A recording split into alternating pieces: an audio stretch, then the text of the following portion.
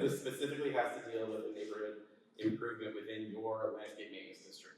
So your district is 43, Greenbelt, and let me see if I can get this to work. There we go. So part of what I wanted to start here is something that we actually talked about at the last time we had a meeting or a call about this particular topic was, well, what is it that the Special Districts Division does in your neighborhood? What does your LMD take care of? So generally speaking, we have maintenance crews and contractors out in your neighborhood on a weekly and a monthly basis, and we do primarily landscape work, there's graffiti, debris removal.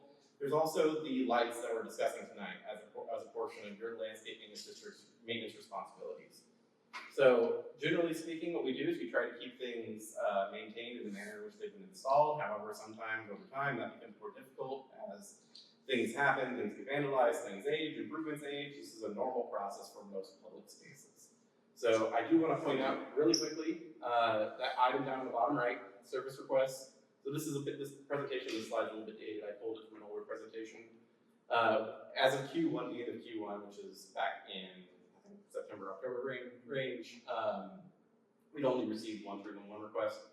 I highly recommend, I'm going to plug 311 while we're here, highly recommend you all use 311, please. It is a very good tool, and it's something that directly contacts my staff, and it helps us report on what's going on in every area that we manage. One of the planned projects on here that's been a topic of discussion, what we'll hear about tonight, is the pathway light post. So that's what is highlighted there at the top right. Now, what is LMD 43? So LMD 43 explicitly maintains these areas that are highlighted in the crosshatched gray in the middle of these 4 central residential areas. So you have the Park Rose, the Tierra Vista apartments, the Solana 2 HOA area, and the Mayfield HOA area. And the LMD primarily, well not primarily, entirely takes care of the gray area that is in the crosshatched area. So a little summary over what the LMD 43 pathway light current condition is essentially we are seeing pretty regular vandalism and damages that have been inflicted upon this pole, these pole systems. We have multiple pole heights, and unfortunately different manufacturers, which means that we can't quite get parts from the same place to get everything replaced we'd like to get replaced. In some cases, we have deteriorated foundations, which means some poles are not as stable as we'd like them to be, and unfortunately, we would have to replace foundations in addition to poles if we were to do work. And right now, just to get the existing lights to functionality for all 40 locations, and this doesn't mean fixing every problem with them, but it means getting every light to at least turn on when it should, would be between $50,000 to $75,000. So, like I said, that is not to fully fix the system, it's just to get basically a light bulb to turn on. And that's that note down there on the bottom. So, what is it we're talking about here? Well, here are 2 examples of 2 poles in the neighborhood. You'll see one here on the right-hand side, that's at the far end of the Greenbelt location. All the way out, I don't remember the street name off the top of my head, but that is one of our shorter poles. That's an 8-foot pole down there at the very end, which unfortunately is very attractive for vandalism because you can essentially reach up and touch the top of that pole. And then one of our different poles, a little closer to the Williams Way side of the Greenbelt. Similar damages. We've lost the luminary on the very top, and there's been damages down to the handhold where someone's vandalized the bottom. This is pretty indicative of some of the issues we see, and if you look closely on the bottom left, there's a crack in that foundation there. That's a pretty significant issue for us in terms of replacing a pole. So the LMD 43 project, as presented to council previously, was the removal and replacement of all 40 pathway lights. Do all foundation work that was necessary, and repair any conduit, any wiring that was needed to be replaced at the time. The bids for that replacement project came back quite a bit higher than originally had been estimated. And the estimated LMD funds that were available or set aside for this project was approximately $150,000. However, our lowest bid that we received was $599,900. And if we include overhead and contingency for that project cost, if we were to award that contract, that would be an approximate cost of $719,880, which obviously is much higher than $150,000. Part of what I wanted to explain here is, well, okay, first things first, why is $119,000 associated for overhead and contingency? Overhead costs are basically projects or capital projects always include a portion of cost for overhead contingency. It's for basically everything that's listed here: inspections, fees, utilities, insurance, and bonding. And contingency is for unforeseen work that occurs during the project, or potentially was not originally included in the original bid or scope. At the end of the day, what this means is that the existing system with the existing scope, the district cannot replace these lights without additional funding. So part of this original plan, I would say, is basically was the replacement of these lights to address vandalism and security issues with the existing system. So this was the direction that was given to our designers, was to look at something that would still fit in with the essentially spirit of the neighborhood, something a little more decorative, however, not anything that's going to be overly fancy, I would say, but would it potentially address the issue of having a easily targeted luminary that would have to be replaced and fixed over and over again, and also be a little more resistant to vandalism at the ground level as well.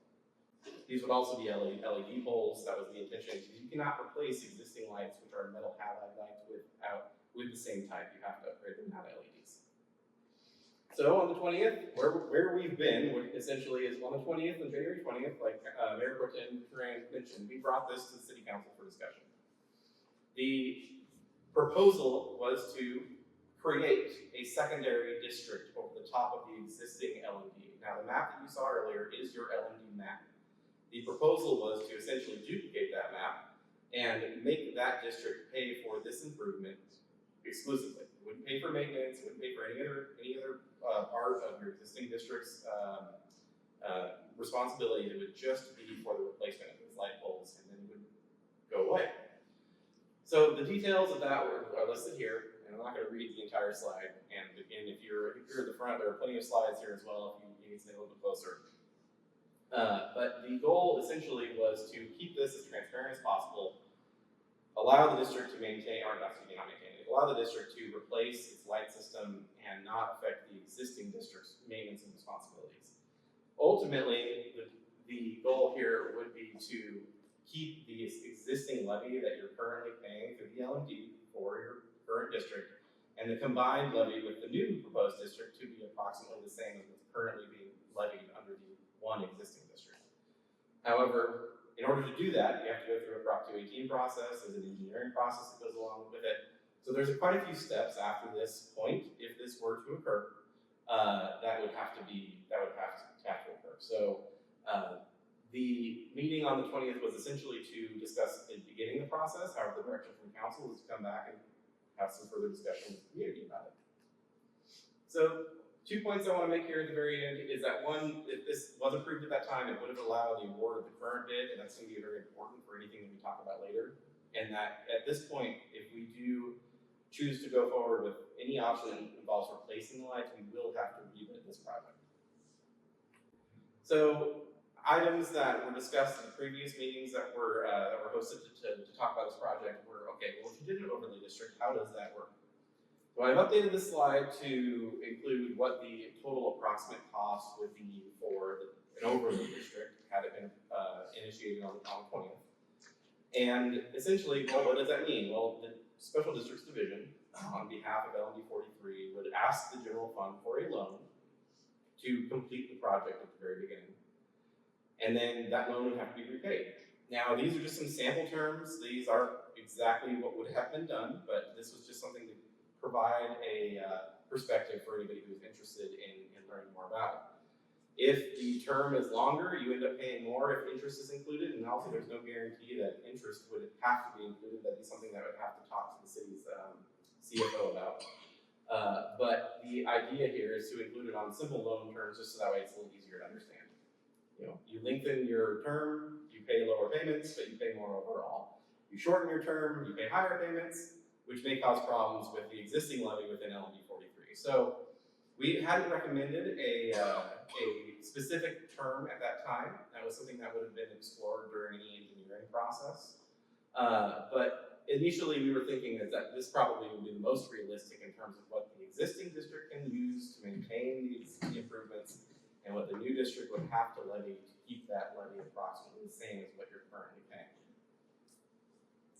Now, I did note this down here. This is a new line from the last that's adjusted from the previous slide that was presented, and that amortization may also make changes, and that your payment could potentially change or fluctuate over time, but again, that's something that would be further detailed out. And that can also change the total amount repaid depending on what gets put on interest, what gets put on principal, things along those lines.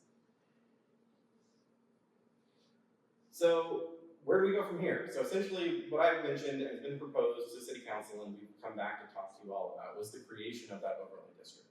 But if that's not what ends up coming out of this process, what other options do we have? Now, from a special districts division perspective, we have a few options. One, we can remove these lights. We can remove this improvement. If the community does not want to continue to maintain or replace these lights, that's a perfectly valid decision that the community can come to, and we can remove them. At this point in time, there would be no further plans to replace them after this point. Your LMD assessments in the existing district would likely fall because it's one less improvement to take care of. And the City Council is not obligated to fund the replacement or the replacement or the repair of the existing system out of the general fund. There is no requirement for them to do so. Other options here that I wanted to explore here, just as a part of this conversation, is if the community wants to look at something that's a little less expensive, that's entirely valid as well. So a few thoughts were put together in my office about, well, what are our other options here? Well, we have low bollard lighting that can potentially serve the same purpose. We have that in other districts that use that style lighting. That may be something that's a little less expensive. However, we might see some challenges on cost, is that some of these things some of the expensive parts of the existing project may still exist. We might still have to do concrete work. We might still have to fix existing conduit systems. There are challenges with potentially just changing the light style. Also discussed was potentially using solar powered lights that are a little taller. Solar powered lighting has been used in other locations, not necessarily in the city. I'm not sure if you're doing anything in Oxnard at the moment, but I do know in other cities there has been exploration about pathway lighting using solar power lights. They're not the prettiest of lights that I've seen, but you have a lot of design options. It may require, again, the same thing, it may require concrete work, but you would at least lower your electrical costs, and you would potentially lower the amount of work done in the existing conduit and electrical system, because we would no longer have to hook up to the existing wiring. So the last point here, though, about this option number 2 is that if we do need redesign work, or if we go back out to discuss this, we will have to go back through the design process. So something that we've already invested a little bit of money into to get this initial process to where it's at, or this initial project to where it's at, we would have to redo that. And then the last option down here is something that is obviously still an option. However, long term may not necessarily be feasible. We can continue to replace and repair these lights as they age.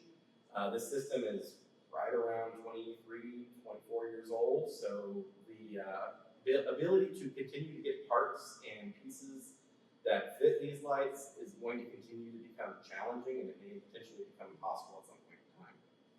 And over time, your total cost will eventually exceed your capital replacement cost. And I mentioned this earlier, I do want to point out that your existing lights, they cannot be replaced with the same light bulb. You have to replace them with an LED upgrade, because you can no longer purchase the same lights from retailers at this time. So the very last item that I want to point out here, and this is something that we've received questions on in the past, is like, okay, so what makes an LMD different? What makes LMD 43 different from other areas of the community? And this is an example of what we would see in a general fund paseo, or essentially a paseo that's in another neighborhood in the city that the general fund maintains as a part of its regular parks street landscape maintenance. It's essentially just a concrete pathway with some bike guards, and that's about it. So the LMD paseos, and this picture here is from right down the road. An LMD paseo, generally speaking, is going to be it's going to be a nicer place to be. So what is the benefit there for your community? Well, your community is going to be a nicer, more walkable area to live in, and that is something that was originally planned within this community when it was developed. That is the reason for these LMDs and why they exist. This is what, generally speaking, your LMD is going to pay for, and this is what the general fund will provide. So that is something that I want to highlight as a difference, is that these lights are a function of these improved amenities that you see within these districts in comparison to other parts of the city. So, what are our next steps? Well, this slide's blank, because we don't know yet. Right now, we can have some discussion. I really invite some discussion. I invite questions about this. At this point in time, I'm going to go back to this slide here because these are some suggestions, but they don't necessarily have to be what they're planning on doing. This is your opportunity as a community to go